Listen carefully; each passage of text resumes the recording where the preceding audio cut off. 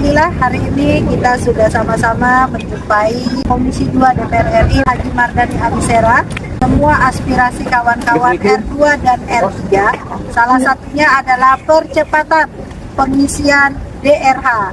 Para pejuang-pejuang R2, R3 yang penuh semangat, optimis dan yakin akan menjadi ASN di tahun 2025. Teman-teman, saya harap untuk bersabar, semoga segera mendapatkan hasil sehingga teman-teman lekas mengisi DRH. Di tahun 2025 kita diangkat menjadi ASN. Semangat! Terima kasih. Teman-teman yang saat ini berstatus TMS, intinya adalah seluruh honorer yang terdaftar di database BKN wajib diselesaikan menjadi ASN 2025. R2 R3 2025 ASN.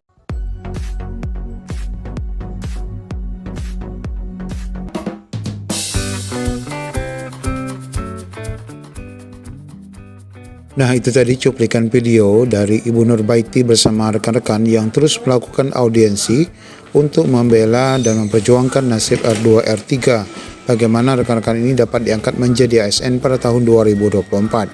Pertemuan mereka bersama Komisi 2 yaitu kepada Bapak Mardhani Alisera memberikan titik terang terkait pengangkatan rekan-rekan semua. Dan kita nanti akan dengarkan juga informasi dari Bapak Zudan berkenaan dengan pengangkatan R2 R3 di tahun ini. Bagaimana info lengkapnya, ikuti video ini sampai selesai. Ya, meskipun saat ini Panselda dan Panselnas fokus pada seleksi P3K tahap 2, namun tentu saja perjuangan R2 R3 ini tidak boleh kendor karena rekan-rekan R2 R3 ini akan tetap menuntut kepastian pengangkatan menjadi ASN pada tahun 2025 ini. Sebagaimana kita ketahui, R2 R3 adalah mereka yang sudah mengikuti seleksi P3K pada tahap 1 namun belum dinyatakan mendapatkan formasi. Nah, dalam regulasi Kemenpan RB 16 tahun 2024 bahwa rekan-rekan ini akan diusulkan terlebih dahulu menjadi P3K paruh waktu sampai adanya usulan formasi kembali dari Pemda masing-masing. Nah, sebagaimana disampaikan di dalam Kemenpan RB bahwa pengusulan itu sebenarnya nanti menunggu proses seleksi P3K tahap 2 selesai karena nanti akan diusulkan secara keseluruhan bersama rekan-rekan yang mendapatkan kode R2 R3 juga pada seleksi P3K tahap 2.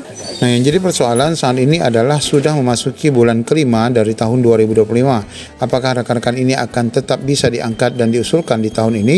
Nah, kita dapatkan juga perkembangan informasi dari Bapak Zudan langsung sesuai dengan arahan Presiden bahwa rekan-rekan semua ini akan diangkat di tahun ini dan akan tentunya melalui tahapan pengangkatan.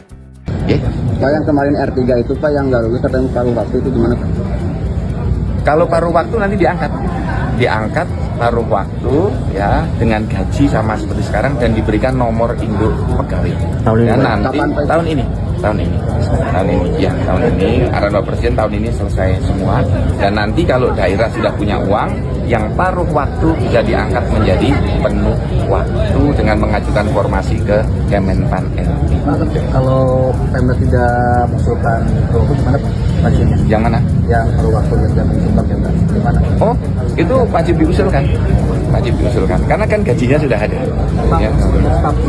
Namun rekan-rekan semua, untuk pengangkatan P3K paruh waktu ini di sini disebutkan tidak mudah ya, bahwa akan ada juga 8 tahapan proses pengangkatan honorer R2 R3 menjadi P3K paruh waktu. Nah, kalau kita lihat di sini ini adalah skema pengangkatan yang tentunya memang secara mekanisme dilakukan Pemda. Nah, ke-8 tahapan ini sebenarnya sudah tercantum di dalam Kemenpan RB nomor 16 tahun 2025 ya. Di sini ada 8 tahapan ya. Kalau kita lihat dan mengacu pada Kemenpan RB 2026 nomor 16, di sini disebutkan ke-7 pengadaan P3K paruh waktu dilaksanakan dengan tahapan sebagai berikut. Pertama, PPK mengusulkan rincian kebutuhan P3K paruh waktu kepada Menpan RB berdasarkan ketentuan sebagaimana dimaksud pada diktum kelima, di mana diktum kelima itu menjelaskan siapa saja yang berhak diangkat, yaitu mereka yang database BKN, yang tidak lulus CPNS dan tidak mendapatkan formasi pada seleksi P3K. Kemudian tahapan kedua, akan adanya rincian kebutuhan P3K paruh waktu bagi pegawai non-ASN sebagaimana dimaksud pada diktum kelima yang tadi diusulkan oleh PPK. Sedangkan tahap ketiga adalah Menpan RB menetapkan rincian kebutuhan P3K paruh waktu pada setiap instansi pemerintah. Jadi tetap harus ada usulan terlebih dahulu, kemudian ditetapkan oleh Menpan RB untuk rekan-rekan P3K paruh waktu ini. Di mana rincian kebutuhan P3K paruh waktu itu terdiri atas kebutuhan jumlah, kemudian jenis jabatannya apa, kualifikasi pendidikannya apa, dan unit penempatannya di mana. Nah, ini sudah ada juga di dalam keputusan yang nanti disampaikan PAN RB setelah diusulkan. Kemudian tahapan kelima adalah PPK mengusulkan nomor induk P3K atau nomor induk pegawai ASN kepada BKN paling lama 7 hari kerja setelah mendapatkan penetapan rincian kebutuhan P3K paruh waktu dari Menpan RB. Nah, disinilah proses nanti akan diawali dengan pengisian DRH ya pada poin ke-6 ini. Nah, di sini Bapak Ibu prosesnya sangat cepat ya, tidak sama seperti P3K normal di mana di sini paling lama hanya 7 hari. Sedangkan kemarin untuk P3K normal itu 1 bulan ya. Nah, kemudian Kepala BKN akan menetapkan nomor induk P3K-nya. Nah, sebagaimana layaknya biasa. Kemudian yang ke-7, penerbitan nomor induk P3K dibuat ya, yang juga akan ditetapkan selama 7 hari paling lama setelah waktu penyampaian. Jadi penyampaiannya 7 hari, kemudian penerbitannya juga 7 hari. Dan yang terakhir tahapan ke-8, barulah PPK menetapkan pengangkatan P3K paruh waktu sesuai dengan ketentuan peraturan perundang-undangan.